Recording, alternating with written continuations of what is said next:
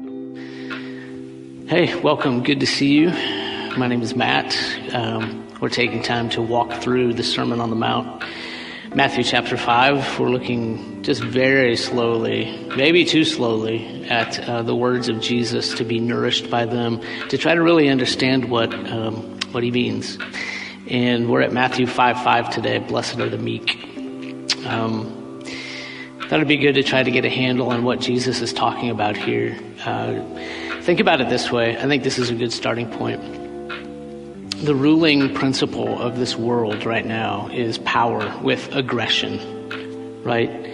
That's the ethos that rules on this earth right now, is power that's willing to lie, cheat, steal, kill in order to maintain power. Power with aggression is the ruling ethos on this planet. And there's so many different examples of that all over the globe. Understand that it hasn't always been that way. It was not originally that way. Way back at the beginning, when the first humans were on the planet, the world under the rule of God was good and was just. And God's rule brought shalom or harmony to all of creation, and it was good.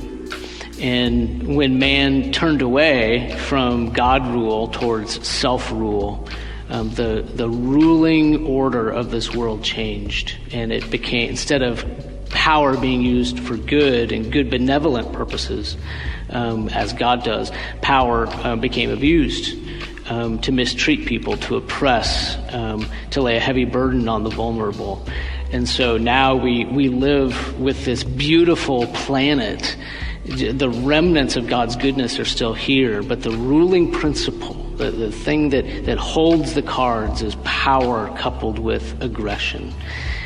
And then Jesus comes along and speaks the words of Matthew 5:5. And his words echo what had already been written 1,000 years ago. So if we go back to Psalm 37, verses 10 and 11, this is what David wrote 1,000 years prior. He wrote, "In just a little while the wicked will be no more.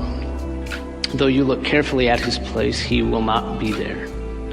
But the meek shall inherit the land and delight themselves in abundant peace."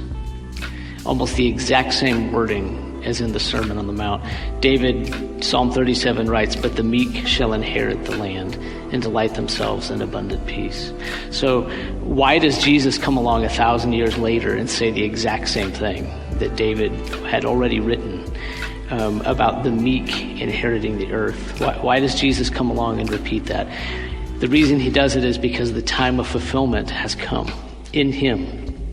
In Jesus, think about who he is and what he will do. In him, the humble and meek and gentle one conquers everything by his life, death, and resurrection. Jesus didn't come and conquer with the sword. It was the humble, lowly, meek, gentle one who conquered, and even conquered the grave. It was an overwhelming conquering. What does that mean? It means that the great reversal has begun.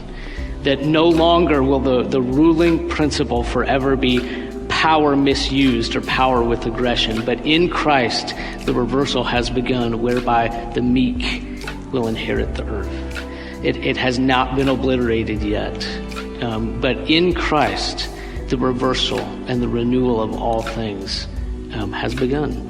And it will be brought to completion in his kingdom, where when Jesus is ruling, when we're back under God's good rule, then we will receive all the benefits that come to humanity and to the planet when we submit to God's rule.